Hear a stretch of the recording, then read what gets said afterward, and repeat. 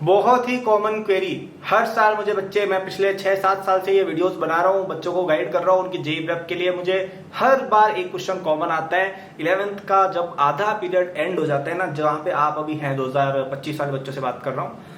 आपका सवाल ये आता है कि अरे यार सर, हमने अभी तक पढ़ाई करी लेकिन कुछ चीजें समझ में नहीं आई, या हमने कोचिंग ही लेट ज्वाइन करी, या हमारी पुरानी कोचिंग खराब थी, हम नहीं में शिफ्ट हो गए, और कुल मिला के अभी तक आपका सब कुछ खराब चल रहा है। आपकी 11th आपको लगता है बर्बाद हो गई है, और अब आप सोच रहे हैं कि यार मैं क्या करूं, मेरा सिलेक्शन होगा भी या नहीं होगा। इसके बारे में आज हम डिटेल में डिस्कशन करेंगे। तो यार ग्राफ बना लेते हैं, ठीक है। ऐसी चीजों में मुझे ग्राफ बनाना बड़ा पसंद है, ठीक है। तो ये आपका जेईई प्रिपरेशन का ग्राफ है, ये है समय, ठीक है। काइनेमेटिक्स पढ़ी है कि नहीं पढ़ी है, थोड़ा पर अपना जिंदगी का भी ग्राफ बना लेते हैं। और ये है आपकी प्रिपरेशन का लेवल। तो आप एक बात नोट करिए, जैसे लेट से आपको आईआईटी जाने के लिए इतना प्रिपरेशन लेवल चाहिए, ठीक है। अब आपको इतना ही चाहिए, आप अगर यहां तक पढ़ लोगे तो उससे कोई एक्स्ट्रा आपको तमगा नहीं मिल जाएगा कि अच्छा तुमने एक्स्ट्रा पढ़ लिया तो तुम चलो मार्स पे जाके पढ़ोगे आईआईटी में, आईआईटी मार्स, राइट। आईआईटी जो ढोलकपुर में तुम जाके पढ़ोगे, राइट। वो इन्वेंटर पढ़ता है जहाँ पे, वो भाविक, वहां पे तुम पढ़ोगे, राइट। ऐसा कुछ भी नहीं है। तो आपको अब जरूरत है कि यार आप यहां तक पहुंच जाओ, भले कभी भी पहुंचो। और एक टिपिकल जेईई एस्पिरेंट का ग्राफ कैसा दिखता है ना, मैं तुम्हें बताता हूँ कि वो 12th, जैसे ये 11th है, ये 12th है, और ये आपके 12th की एंड है। वो यहाँ पे शुरू करके थोड़ा थोड़ा पढ़ लेता है, और ये है एक एवरेज जेईई एस्पिरेंट। उसकी कहानी ये होती है कि वो लास्ट में पढ़ना चालू करते हैं और थोड़ा बहुत पढ़ के आते हैं, फिर फेल हो जाता है आईआईटी में। एक ढंग का JEE aspirant, normal JEE aspirant की ट्रेजेक्टरी कैसी दिखती है, 11th में थोड़ा थोड़ा पढ़ता है, ठीक है, फिर थोड़ा अच्छा करने लगता है, फिर लास्ट में और अच्छा मारता है, और ऐसे करके उसकी सिलेक्शन लास्ट में हो जाती है, वो आईआईटी तक पहुंच जाता है।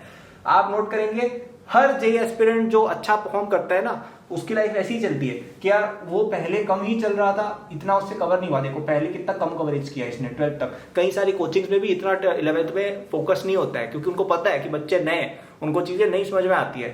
लेकिन 12th में जैसे जैसे आप पुरानी चीजें रिवाइज करते हो, आपकी बैकलॉग क्लियर होती है, ठीक है। अब कई बच्चों को लगता है कि हमारी जेईई प्रेप तो ऐसी जाएगी, स्ट्रेट लाइन। भाई जिंदगी एक स्ट्रेट लाइन नहीं है। क्रिकेट मैच कभी देखा है तुमने? क्रिकेट मैच में क्या पहले ही ओवर से वो छक्के मारते हैं? नहीं मारते। पहले पावर प्ले में वो जरूर मारते हैं। पहले पावर प्ले में जब 5 या 10 ओवर होते हैं, तब वो बिल्कुल कोशिश करते हैं कि यार 10 ओवर में 50, 60, 70 रन बन जाए। फिर स्पिन बॉलिंग होती है, 1-2 विकेट गिरते तो स्लो हो जाते हैं। फिर वापस से वो बैटिंग फास्ट कब करते हैं? लास्ट के ओवरों में, 40वें ओवर में वापस से वो तेज बैटिंग करने लगते हैं, राइट। तो कभी जिंदगी ऐसे लीनियर नहीं चलती है, कभी आपके विकेट भी गिरेंगे, कभी आपको 6 भी आएगा, इजी बॉल भी आएगी। आजकल मैं क्रिकेट की एनालॉजी थोड़ी ज्यादा दे रहा हूँ, क्योंकि मैंने वापस से क्रिकेट देखना चालू किया ऑलमोस्ट 10 ईयर्स बाद, ठीक है। तो थोड़ा आप सहें उस चीज को। तो आपकी प्रिपरेशन ऐसे सीधी नहीं चलेगी। आप ऐसा मत सोचो कि अच्छा मेरे तो सही हो जाएगा, नहीं। और कई लोग ये सोचते हैं कि अच्छा किसी ने पहले से पढ़ा हुआ है, तो कोई बच्चा जैसे लेट से 10th में भी पहले से पढ़ रहा था, तो उसका ग्राफ कुछ ऐसा दिखेगा कि उसको 11th में आने से पहले कुछ चीजें आती होंगी। इसका ये मतलब नहीं कि वो यहाँ तक पहुंच जाएगा, ठीक है।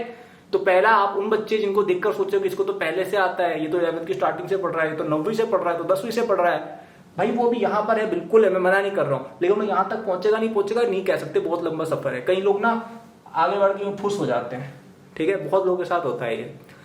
तो आप अगर यहाँ पर हो अभी, या आपने अभी शुरू किया है, आप 11th के मिड में शुरू कर रहे हो, तो आपको कोई ज्यादा टाइम खोया नहीं है, इतना सही तो टाइम गया आपका, इतना सही प्रिपरेशन गया है। एक एवरेज आईआईटी की ग्राफ ऐसी दिखती है कि उसको पहले बहुत कम चीजें समझ में आ रही है, फिर वो 12th में जाता है तो वो रिवीजन मारता है, वो ज्यादा आवर्स डालता है, ओके। और जब आगे हम जाते हैं तो पुरानी चीजें अपने आप बाय डिफॉल्ट क्लियर होती है हमको। तो इसलिए इसके ये टॉपिक सब फटाफट क्लियर हो रहे हैं। जो चीजें पहले समझ नहीं आई थी अब आने लग जाएंगी।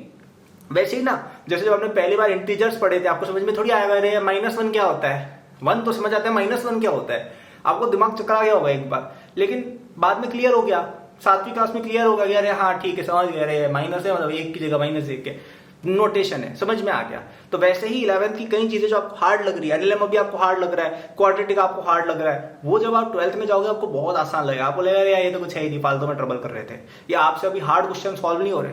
12th में जाओगे होने लग जाएंगे।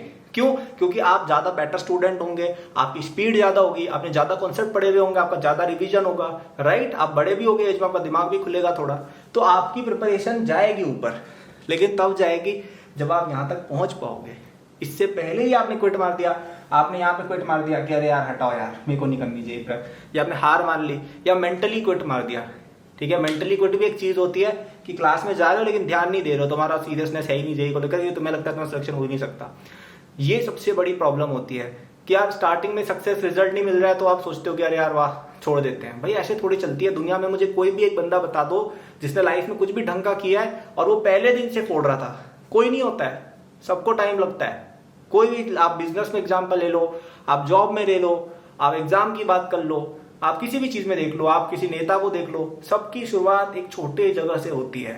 ठीक है, वो मेहनत करते हैं, धीरे धीरे 2 3 4 5 10 साल तक कुछ रिजल्ट नहीं आता है, लेकिन फिर धीरे धीरे आने लगता है क्योंकि उनको समझ आता है कि यार ये चीज वर्क कर रही है। वैसे ही आपके साथ भी ऐसा होगा। आप पेशेंस रखो, खुद में थोड़ा सा ट्रस्ट रखो, मुझ में ट्रस्ट रखो, मैं जो बोल रहा हूँ उसमें ट्रस्ट रखो। कितने सारे बच्चों ने रखा है इतने सालों से, उनको पहुंचाया भी है। सब्सक्राइब कर लो, नोटिफाई ऑन कर लो अगर पहली बार देख रहे हो मेरा चैनल। लाखों बच्चों को अपन मेंटर करके अच्छे अच्छे कॉलेजेस में अब तक पहुंचा चुके हैं, राइट। थोड़ा सा विश्वास रखो प्रोसेस में, थोड़ा सा खुद में विश्वास रखो और लगे रहो मुन्ना भाई। ठीक है, रुको मत ऐसे कि अच्छा वाह हाँ कोई बात नहीं छोड़ दिया।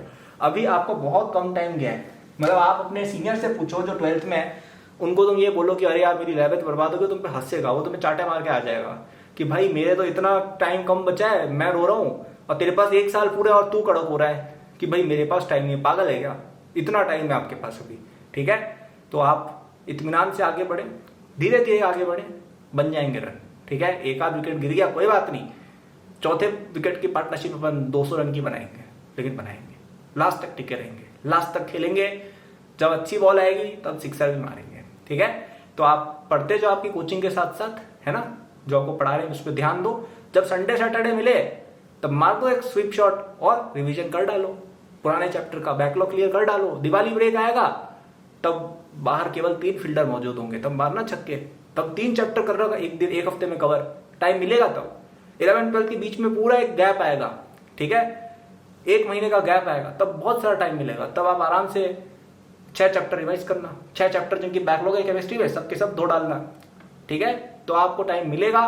बस अपने आप में फोकस रखें, मेहनत करते रहें और हिम्मत ना हारें। ठीक है, और आपको हेल्प चाहिए हो, मेरा जेईई 2025 का कोर्स अवेलेबल है ओनली फॉर 5000 रुपीज। पूरे 2 साल का कोर्स बता रहा हूं आपका, जेईई एडवांस 2025 तक चलेगा, केवल 5000 रुपए में अवेलेबल है। कल रात तक, 28 सितंबर की रात तक। तो कई बच्चे ये बोल रहे थे कि सर आप डिस्काउंट लेके आ नहीं रहे हो, क्योंकि यार अभी हम मेंटरशिप प्रोग्राम पे ज्यादा ध्यान दे रहे हैं, इसलिए हम इस पे मतलब यूट्यूब में हम जो बात करते हैं जिसके बारे में, इसके बारे में बात ज्यादा हो नहीं पा रही है। तो कोई बात नहीं है, आपके लिए डिस्काउंट हम फिर भी लेके आए। कल रात तक ये वैलिड रहेगा। ठीक है, इस कोर्स में सब कुछ है, रिकॉर्डेड है कोर्स, कभी भी एक्सेस कर सकते हो। तो ऐसा भी कोई चक्कर नहीं है कि लाइव क्लास आपकी कोचिंग का लॉस हो रहा है। आपको जब टाइम मिले आप लॉग इन करके देख लो। आपको मैंने बोला ना कि पुराने चैप्टर क्लियर करने हैं, बेस्ट रिसोर्स है ये। आप संडे सैटरडे को टाइम निकालो, इस कोर्स को पढ़ डालो। मुझे आज तक एक बच्चा नहीं मिला है जिसने इस कोर्स को 100% कंप्लीट किया और वो अच्छे कॉलेज में नहीं पहुंचा। मैं तुम्हें ओपन चैलेंज दे रहा हूँ कि इस कोर्स को पूरा कंप्लीट करो, प्रूफ के साथ स्क्रीन रिकॉर्डिंग करके रखना पूरे 2 साल की, और फिर मुझे तुम भेजना कि सर ये देखो मैंने आपका पूरा कोर्स पूरा डिटेल तक पढ़ा है, एक एक क्वेश्चन मैंने डीपीपी का किया है, मैंने एक एक टेस्ट आपका दिया और मेरा सिलेक्शन अच्छे कॉलेज में नहीं हुआ। मुझे बता देना, हो ही नहीं सकता। ठीक है, तुम जो प्राइस बोलोगे मैं तुम्हें दे दूंगा, अगर ऐसा तुमने कर दिया प्रूफ के साथ। ऐसे नहीं कि बस हवा में डिस्काउंट लेने आ गए। ठीक है, तो इतना कॉन्फिडेंस है मुझे इस कोर्स में, तो आप भी मुझ में थोड़ा ट्रस्ट दिखाएं।